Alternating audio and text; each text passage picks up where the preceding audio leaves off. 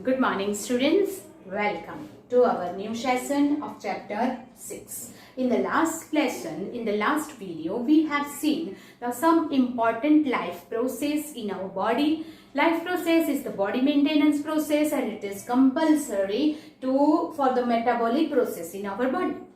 Now first we have seen the first life process is to get the nutrition. In the different types of living organism have the different pattern to get the nutrition. उसमें हमें first देखना था some is autotrophic nutrition. Now who is autotrophs? That is the plant. Plant make their own food by the photosynthesis. They are independent for the food pattern and therefore they are called the autotrophs. While we human beings depends on the plants, all the animals directly or indirectly depends on the plants. And therefore they are called the heterotroph and their nutrition pattern is called heterotrophic nutrition. Today we will see about how plant get the nutrition, that is how plant they prepare the food. Plant food कैसे prepare करते हैं वो हम आज देखेंगे.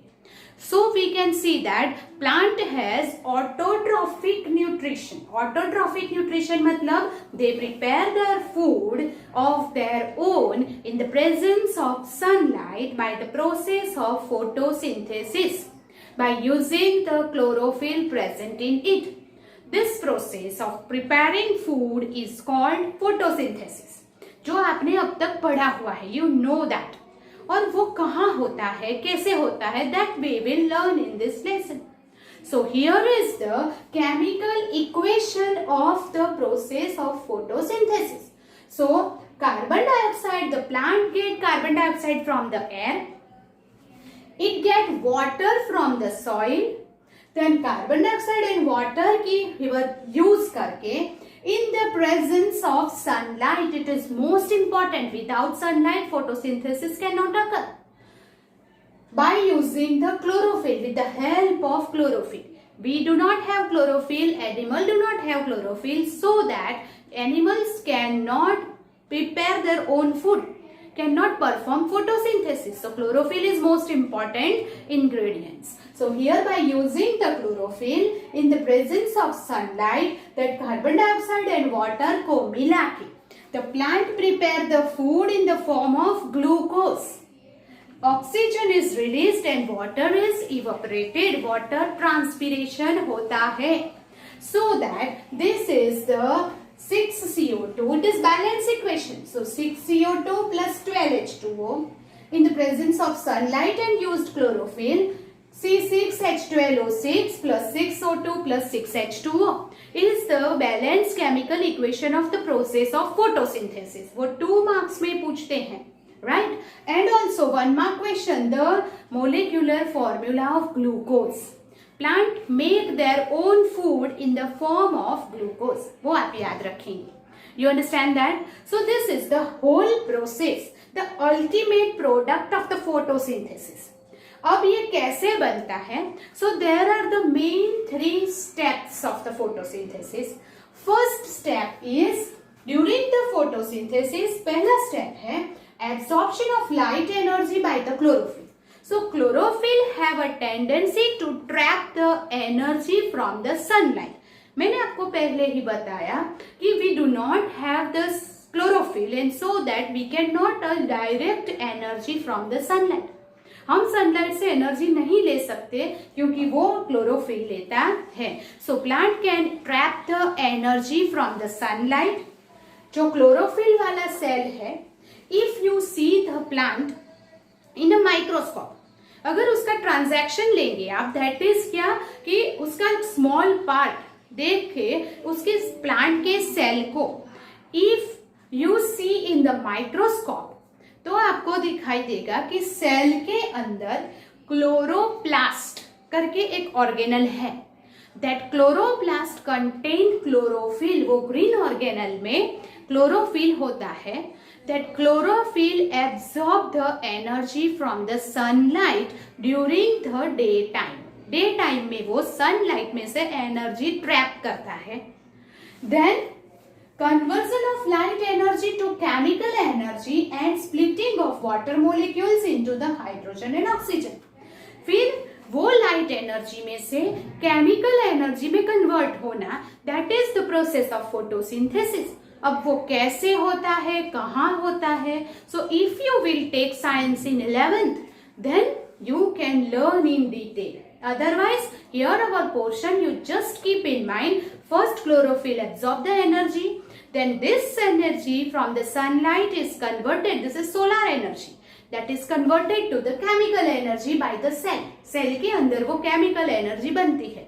Then by chemical energy के बाद जो water molecules है उसमें से हाइड्रोजन एंड ऑक्सीजन अलग होते हैं, that is water molecule is break down into the hydrogen and oxygen.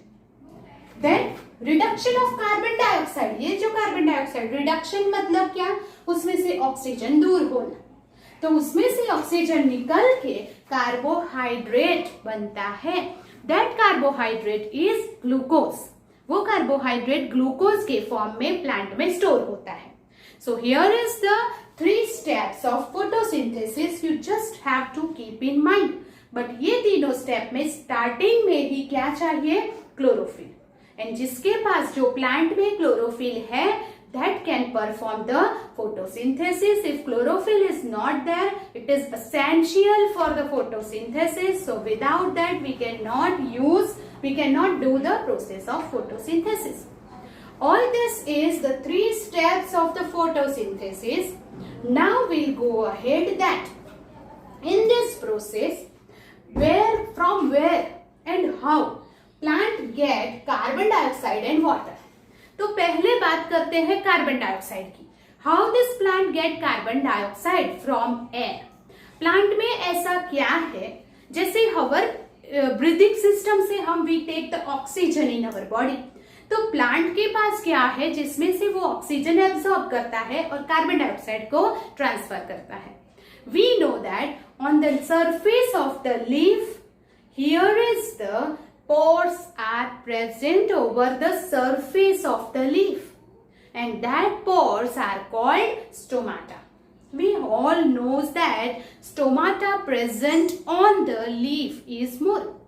Now each and every part of the plant take the oxygen and carbon dioxide remove in the air during the breathing, and take the carbon dioxide and remove oxygen from during the photosynthesis.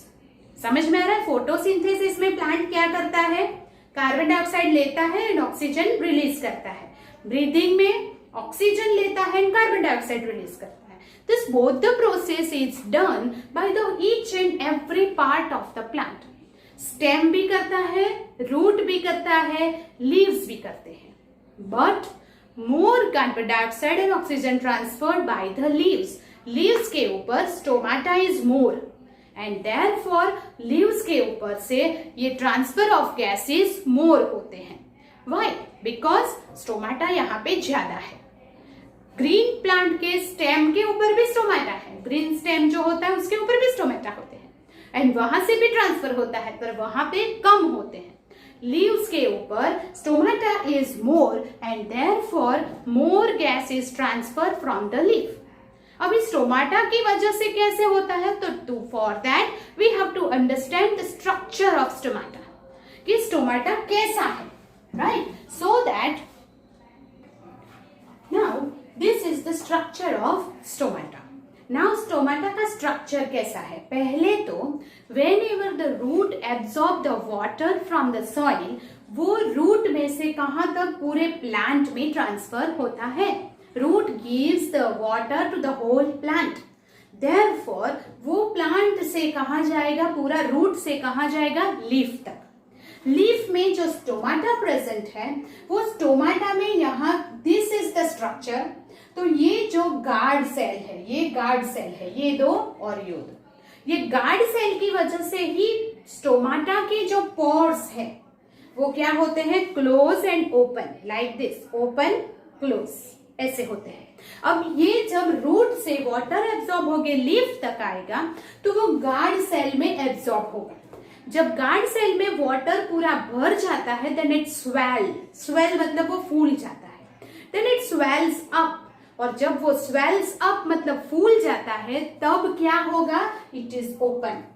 तो जब हम उसको पानी देते हैं plant पूरा ऐसे खिल जाएगा, राइट। दैट मीन्स दैट उसके जो लीव्स वो ऐसे कड़क हो जाएंगे, राइट, फ्रेश हो जाएंगे। दैट मीन्स कि उसके अंदर का स्टोमाटा जो है वो ऐसे स्वेलिंग हो गया और उसका जो पोर्स है वो ओपन हो गया। ये पोर है, ये stomatal pore is there. Now here this is the chloroplast is the organelle in the cell which contain chlorophyll। वो क्लोरोफिल वाली सेल की ऑर्गेनल्स हैं जो फोटोसिंथेसिस में हेल्प करती है, राइट। ओके, नाउ जब इसमें पानी है it is open during the day time. So in the day time it takes the carbon dioxide and release the oxygen in the photosynthesis. While oxygen is taken and carbon dioxide is released during the breathing। दोनों process simultaneous होती है, but carbon dioxide लेना ज्यादा होता है because photosynthesis में more carbon dioxide is needed then breathing में oxygen. Oxygen से कार्बन डाइऑक्साइड वो ज्यादा लेता है और ऑक्सीजन रिमूव करता है। ये प्रोसेस ज्यादा होती है इन द डे टाइम। दोनों प्रोसेस साइमल्टेनियस चलती है, राइट। नाउ जब यहां से पानी यूज हो गया during the photosynthesis, plant use the carbon dioxide that is taken by this pore, right, from the air, and root से जो water आया वो मैंने आपको इक्वेशन पहले ही दिया था, that 6CO2 plus 612H2O। so water is here from the root। तो water में से भी water भी वहां गार्ड सेल से यूज हो जाएगा during the process of photosynthesis. अब जब water यूज हो गया तब ये जो गार्ड सेल है इसे श्रिंक हो जाएंगे और ये पोर्स क्लोज हो जाएंगे। फिर again when you give the water then only it swells up and open. इसीलिए हमें प्लांट को कंटिन्यूअस वाटर देना पड़ता है so that the photosynthesis, that making the food की जो प्रोसेस है वो अच्छी तरह से हो सके। So whenever it gets the water it swells up and the pores open. Whenever the water is used, it shrink and the pores is closed. So by this way, it gets the water from the soil and it gets the carbon dioxide and oxygen transfer from the air by using this stomata. So many stomata present on the surface of the leaf. Leaf की surface पे under surface ज़्यादा होता है, यहाँ पे कम। So more stomata is present over on the surface of the leaf. So ज्यादा transfer of gases leaf से होती है instead of the whole body. But keep in mind थोड़ा बहुत transfer of gases is taken place on the stem and root also. Stem and root पे भी वो ज्यादा होता है, right? Okay. Then here is the guard swell। जब होते हैं swell तो pores open होते हैं और photosynthesis होते हैं। But whenever the water is over it shrinks। so at night time पे हम कभी भी वाटर नहीं देंगे, एक थी, और दूसरा कि कार्बन डाइऑक्साइड सनलाइट भी नहीं होगी। So at the night time this stomata shrink होके क्लोज हो जाएंगे। सो द फोटोसिंथेसिस की प्रोसेस क्लोज हो जाएगी, राइट। बट स्लाइटली ओपन की वजह से ऑक्सीजन ट्रांसफर रहता है। That means what, breathing is there.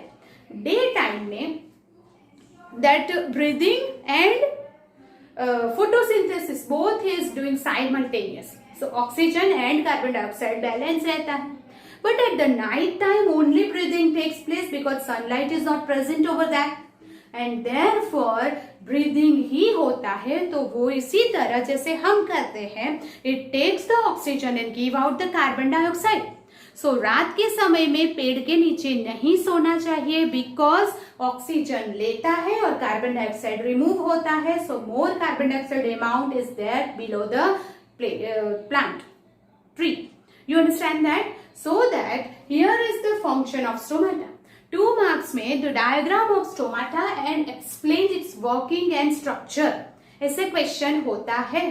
सो आपको ये डायग्राम बनाना है or you have to write the structure that this 2 guard cell is there. Here is the pores and this is the chloroplast which contain chlorophyll.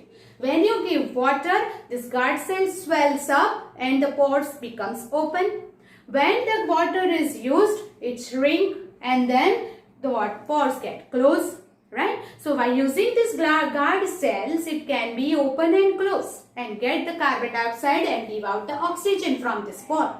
This is the function of stomata present on the surface of the leaves and plant. You understand that? Okay. Now, कब water use तो होता ही है, but साथ में sunlight की presence की वजह से because of the heat, जैसे हमें पसीना होता है उसी तरह प्लांट ट्रांसपीरेशन करते हैं. You know what is the process of transpiration? That is the water evaporate from the surface of this plant, from the leaf and stem. So when the water evaporate हो जाता है तब water transpiration बोलते हैं, और transpiration की वजह से भी वाटर लॉस होता है. And then also we have to keep the water, otherwise it shrink. Otherwise वो लॉस द वाटर ज्यादा होने की वजह से फोटोसिंथेसिस रुक जाएगा. So that here is the function and structure of stomata, right? Okay, now we perform some activity. Here is given in your textbook. That is the activity is, आप 2 pot लेंगे जिसमें हेल्दी प्लांट्स है of the same size के 2 plant अंदर उगे हुए हैं. Okay, keep them in the dark room for 3 days. Dark room मतलब उसको सनलाइट नहीं मिल रही है. हमने दोनों को कहाँ रख दिया है? घर के अंदर, जहाँ पे सनलाइट एंटर नहीं होती है. Place each plant on the separate glass plate. Takes place wash glass containing potassium hydroxide by the side of one of the plant. हमने क्या किया? दोनों प्लांट को, एक प्लांट के पास यहाँ वॉश ग्लास रखा हुआ है. वॉश ग्लास रख के क्या किया है? उसमें पोटेशियम हाइड्रोक्साइड एक ग्लास में साइड में रख के उसके पास रख दिया है. Right? Okay. Potassium hydroxide is used to absorb carbon dioxide. क्यों रखते हैं? क्योंकि प्लांट जब रेस्पायर करेगा तो कार्बन डाइऑक्साइड वो क्या कर लेगा? वो पोटेशियम हाइड्रोक्साइड एब्जॉर्ब कर लेगा. Cover both the plant with the separate bail jar, और दोनों को मैंने जार से कवर कर दिया है. ओके, दैट मीन्स उसको सनलाइट तो मिलेगा, ग्लास जार है इसलिए, बट वहां से ऑक्सीजन एंड कार्बन डाइऑक्साइड का ट्रांसफर रुक जाएगा. So that use the Vaseline to seal the bottom. जब हमने जार रख दिया तो नीचे से उसको वैसेलिन से एयरटाइट सील कर देंगे ताकि गैस ट्रांसफर ना हो. Right? Okay. Then keep the plants in sunlight for about 2 hours. 2 hours के लिए पहले हमने थोड़े टाइम उसको डार्क रूम में रखा था ताकि अंदर का जितना भी उसका फोटोसिंथेसिस से ग्लूकोज बना था वो यूज हो गया. फोटोसिंथेसिस डार्क रूम में तो होता नहीं है, तो वो रूम में यूज हो गया. अब उसको सनलाइट में रखा, फिर से फोटोसिंथेसिस स्टार्ट होगा, बट उसको बेल जार से, ग्लास से बंद कर दिया है 2 आवर्स तक. Pluck the leaf from each plant and check for the presence of starch in the above activity. So, based on this activity, we can design an experiment to demonstrate that sunlight is essential for the photosynthesis. फिर से उसमें photosynthesis होगा. और here we talk about 2 autotrophs meet their energy requirements. Here need the raw material to building the starch. अभी जो 2 glass jar हमने रखे हुए थे, एक ग्लास जार में कार्बन डाइऑक्साइड एब्जॉर्ब हो गया था. मतलब क्या कि एक जार के पास जो सोडियम हाइड्रोक्साइड रखा था वो एटमॉस्फेयर में से उसने कार्बन डाइऑक्साइड क्या कर लिया? एब्जॉर्ब कर लिया. अभी कार्बन डाइऑक्साइड है ही नहीं, तो उसमें फोटोसिंथेसिस नहीं होगा. सनलाइट मिल रही है फिर भी फोटोसिंथेसिस नहीं हो रहा है क्योंकि carbon dioxide is not present in the air. While दूसरे जार में जहाँ पे वो वॉश ग्लास में सोडियम हाइड्रोक्साइड नहीं रखा था वहां कार्बन डाइऑक्साइड है और वो फोटोसिंथेसिस करेगा. अब जब दोनों के लीफ को लेके जब हम उसको आयोडीन में डिप करेंगे, you know that iodine gives, iodine red colour का होता है, it gives blue colour with the starch. वो लीफ को आप आयोडीन में करो तो उसकी जो वेन्स है जिसमें वो लीफ की वेन्स ब्लू कलर की हो जाती है, वो लीव्स में स्टार्च यानी कि ग्लूकोज प्रेजेंट है. तो जो वॉश ग्लास रखा था वो प्लांट में हमें वो वेन्स ब्लू कलर की नहीं मिलेगी. जिसमें वॉश ग्लास नहीं रखा था वहां पे हमें ब्लू कलर की वेन मिलती है. मतलब कि carbon dioxide and sunlight is essential for the process of photosynthesis. Photosynthesis की प्रोसेस में अगर कार्बन डाइऑक्साइड एंड सनलाइट नहीं है तो वो प्रोसेस नहीं होगी. That is the important thing. और अगर प्रोसेस नहीं होती है फोटोसिंथेसिस की तो लीफ के अंदर स्टार्च या ग्लूकोज नहीं बनेगा। That is the one most important thing is there. Okay, now here water is used in the photosynthesis. Another important ingredient in the photosynthesis, carbon dioxide के बाद कौन आता है? वाटर। वाटर से भी हाइड्रोजन ऑक्सीजन रिलीज होना, break down होना होता है। तो वो वाटर कहाँ से आता है? फ्रॉम द सॉइल, जो हम सॉइल में देते हैं वो। सॉइल से कौन एब्जॉर्ब करता है? It is absorb by root and give it to the leaf. Each and every plant में वो ट्रांसफर होता है। अगर वो टेरेस्ट्रियल प्लांट है तो वो रूट जमीन से एब्जॉर्ब करेगा। अगर वो एक्वेशियस एक्वेशियस प्लांट है, दैट इज वो वाटर में होता है, तो वाटर तो उसको कंप्लीटली मिलता ही रहेगा। Other material that is essential for the plant is, और कौन से न्यूट्रिएंट्स चाहिए प्लांट को एनर्जी के लिए? That is nitrogen, phosphorus, iron and magnesium. We know that root not only absorb the water from the soil, वो सिर्फ और सिर्फ वाटर एब्जॉर्ब नहीं करता है, but it also absorb the salt and nutrients which dissolve in water. जब हम जमीन में पानी डालते हैं तो उसमें से कितने सॉल्ट एंड न्यूट्रिएंट्स है वो अंदर एब्जॉर्ब हो जाते हैं और वो डिजॉल्व हो जाते हैं वाटर में, और वो salt and nutrients dissolve in water वो प्लांट एब्जॉर्ब करता है। तो अगर essential nutrients for the plants ऐसा पूछा जाए तो और कौन से न्यूट्रिएंट्स है जो वो जमीन में से लेता है? Nitrogen, phosphorus, iron and magnesium. Now here nitrogen is an essential element to used in synthesis of protein and other compound. हमारी बॉडी में जो प्रोटीन है उसे एनिमल प्रोटीन बोलते हैं। प्लांट की बॉडी में जो प्रोटीन है उसे प्लांट प्रोटीन बोलते हैं। प्लांट प्रोटीन को एब्जॉर्ब होने के लिए, उसका सिंथेसिस मतलब उसका स्टोरेज के लिए, राइट, हमें नाइट्रोजन प्लांट को ज्यादा चाहिए। So nitrogen is most essential nutrients for the plant. Then taken up in the form of inorganic nitrates. जो जमीन के अंदर, सॉइल के अंदर जो नाइट्रोजन प्रेजेंट है, जैसे एयर में तो नाइट्रोजन गैस है, तो वो सॉइल में कौन से फॉर्म में प्रेजेंट होगा? दैट इज NOT, NO2 और NO3, nitrites or nitrates.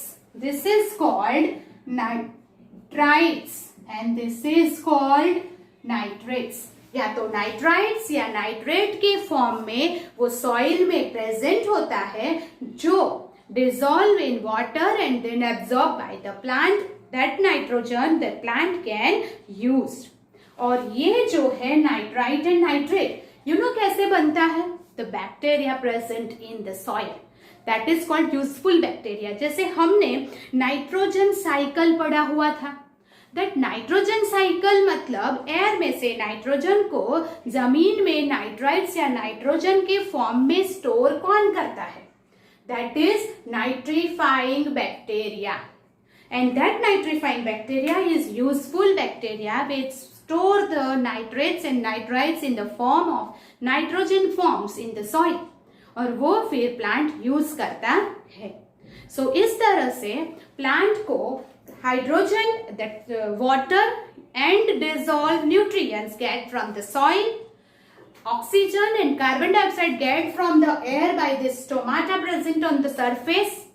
Then essential nutrients like nitrogen, phosphorus. Now you know that कि nitrogen and phosphorus is called major nutrients, while that magnesium and iron is called minor nutrients. वो बहुत कम चाहिए, while nitrogen and phosphorus उसको ज्यादा चाहिए। Nitrogen, phosphorus and one more is potassium, NPK. Nitrogen, phosphorus and potassium is major nutrients. Magnesium and iron is the minor nutrients that it get from the soil, dissolved in the water. It is absorbed with the water from the soil by the roots. So here this is all about the photosynthesis. Who will help here? Who the cells कहाँ पे होता है? Which are the gases and ingredients used in that photosynthesis, what is the equation of it, right? This all about the autotrophic nutrition. हमें इस lesson में सिर्फ plant के बारे में इतना ही करना है. That is autotrophs because they prepare their own food. They are independent in the food pattern. So they are called the autotrophs. But now we will go on to the heterotrophic nutrition.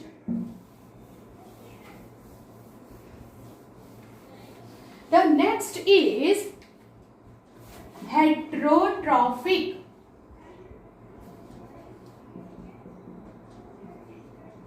nutrition.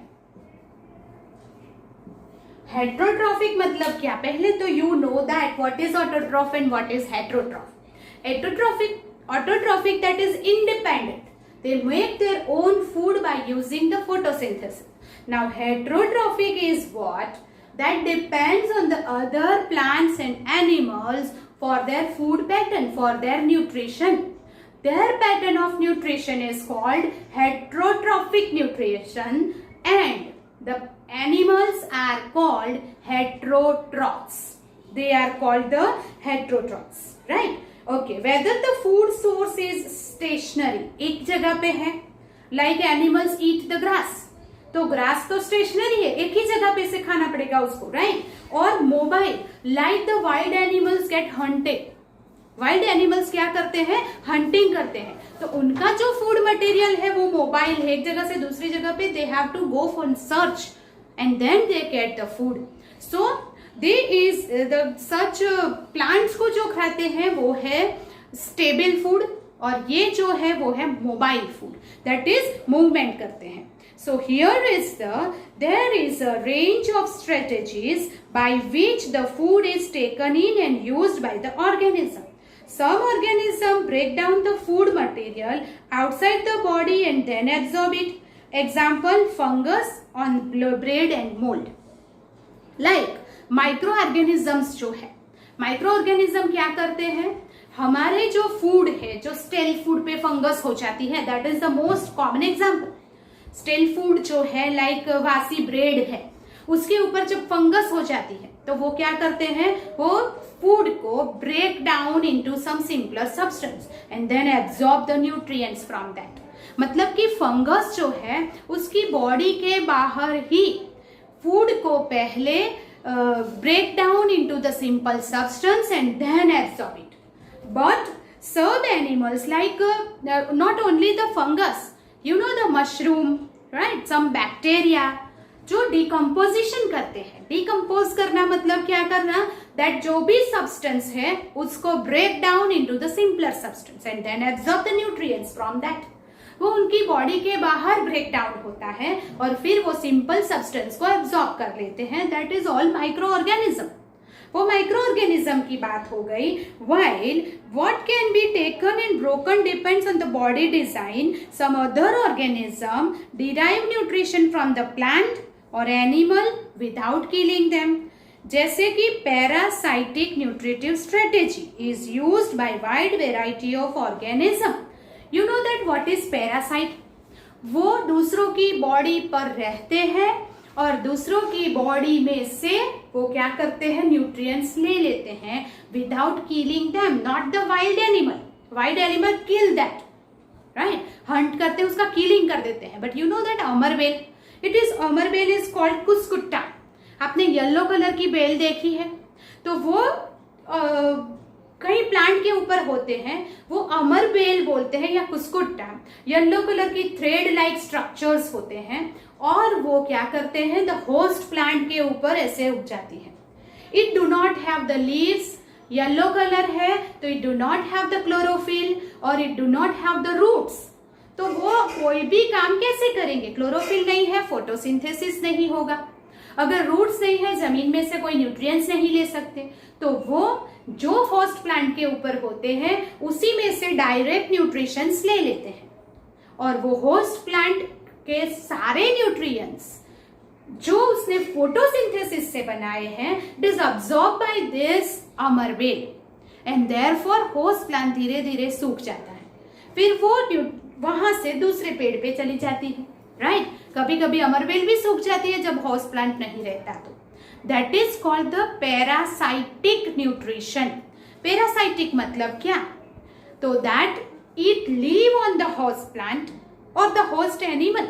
कई सारे ऐसे small insect है जो दूसरे animal की body पे रहते हैं और उसी में से न्यूट्रिशन ले लेते हैं, राइट। एंड दैट इज कि जैसे लाइस जो बाल में होती है, राइट, और हमारे नर्व्स में से, हमारे ब्लड में से जैसे जू हो जाती है लाइस, वो यहाँ पे रहती है और वहीं से न्यूट्रिशन ले लेती है, राइट। दैट मीन्स व्हाट, ये सारी पैरासाइटिक न्यूट्रिशन है जो होस्ट की बॉडी पे रहता है और रेडीमेड न्यूट्रिशन ले लेता है। That is called parasitic mode of nutrition without killing the host. वो होस्ट को किल नहीं करता है। लाइक अमरबेल, lice, leeches and tapeworm. Tapeworm भी वही करता है, हमारी बॉडी के अंदर रहता है और बॉडी में से न्यूट्रिशन ले लेता है। These all are the parasitic form of nutrition that will absorb the nutrition from the host body, right? Okay. Then, how do the organism obtain nutrition? Autotrophs. Then some microorganisms which break down the substance and take the nutrition from that. Then parasitic nutrition, some animals, some plants, that some organism live on the host plant and then they take the nutrition from the host, right, without killing them, totally dependent on the host plant, and that is called parasitic mode of nutrition. Then like unicellular and multicellular organism, how they get the nutrition from the substance, from the food. So another is amoeba. Amoeba is unicellular organism. Unicellular organism में how to take the nutrition from the food. तो ये unicellular organism में हम example लेंगे amoeba, right? Amoeba is also heterotrophic because वो अपना food खुद नहीं बनाता है. So here is the different parts become specialized to perform in the different function in a multicellular organism. Multicellular organism में तो different parts है जो अपना अपना काम करते हैं. But in unicellular organism like amoeba takes in food using temporary finger. Here is the amoeba का कोई shape नहीं होता. You know that it is irregular shape. Here is the nucleus of the cell, right? Okay.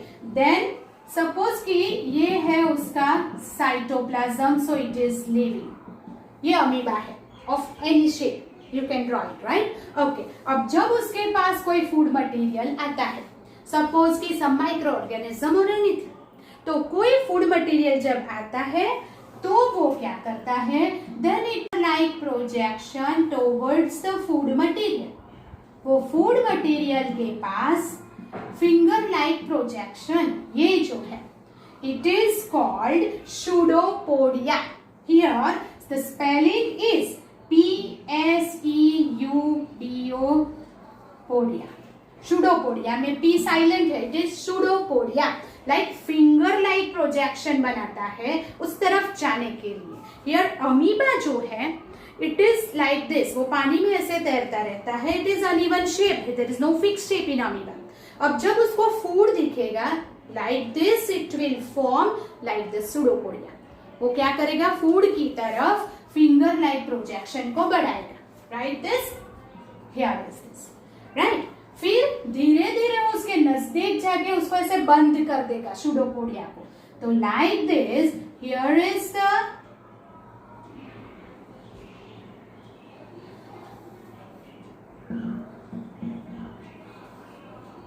ये जो है food का वो अंदर आ गया. This is cytoplasm, right. तो दैट मीन्स व्हाट, ये जो फूड पार्टिकल्स है वो सूडोपोडिया से उसके अंदर कवर कर लिया. तो ये जो बन गई it is called food vacuoles. It is called food vacuoles. Okay, food vacuoles के अंदर वो आ गए. अब फूड वैक्यूल्स जो ये वॉल है वो डिसअपियर हो जाएगी और डिसअपियर होने के बाद पूरा का पूरा जो फूड मटेरियल था वो यहाँ साइटोप्लाज्म में उसका डाइजेस्ट होके एब्जॉर्ब हो जाएगा। बाय दिस वे न्यूट्रिशन वो लेता है। So this is one mark question कि फूड लेने के लिए अमीबा क्या प्रोड्यूस करता है? The finger like projection that is called pseudopodia, right?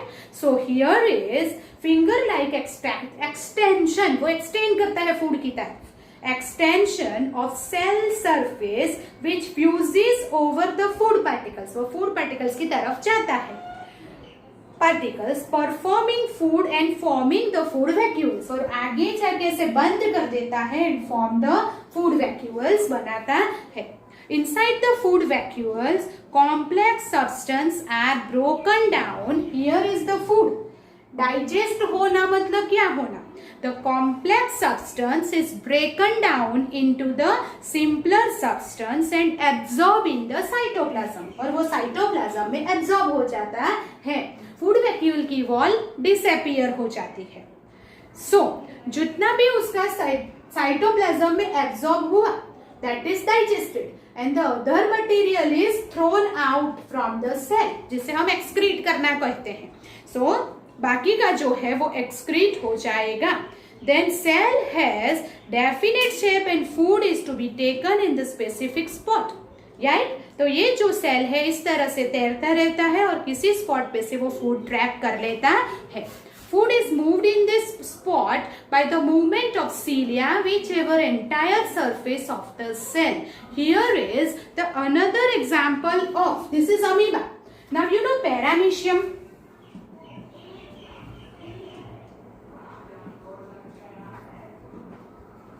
Paramecium is there.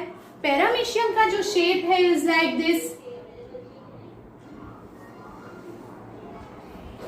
और पैरामीशियम के ऊपर ये प्रोजेक्शन होता है।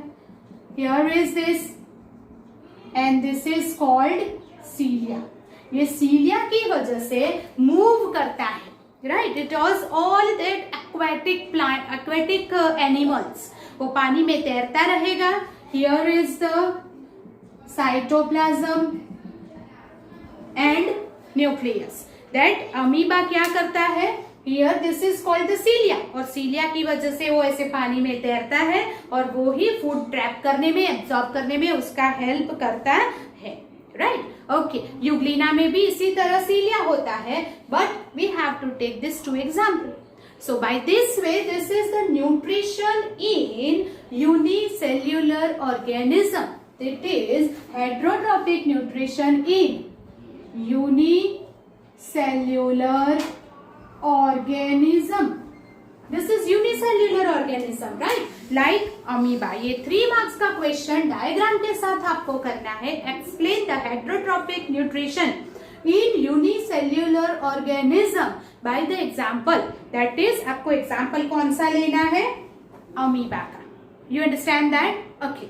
So up till now we have seen the autotrophic nutrition and heterotrophic nutrition in unicellular organism.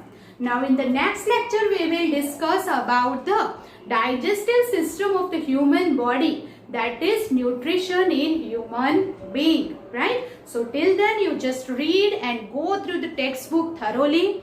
Important points को आप underline करेंगे and you will draw this diagram in your notebook of the stomata and amoeba nutrition का. Till then, goodbye. We'll meet in the next lecture with the nutrition in human being. Okay? Goodbye.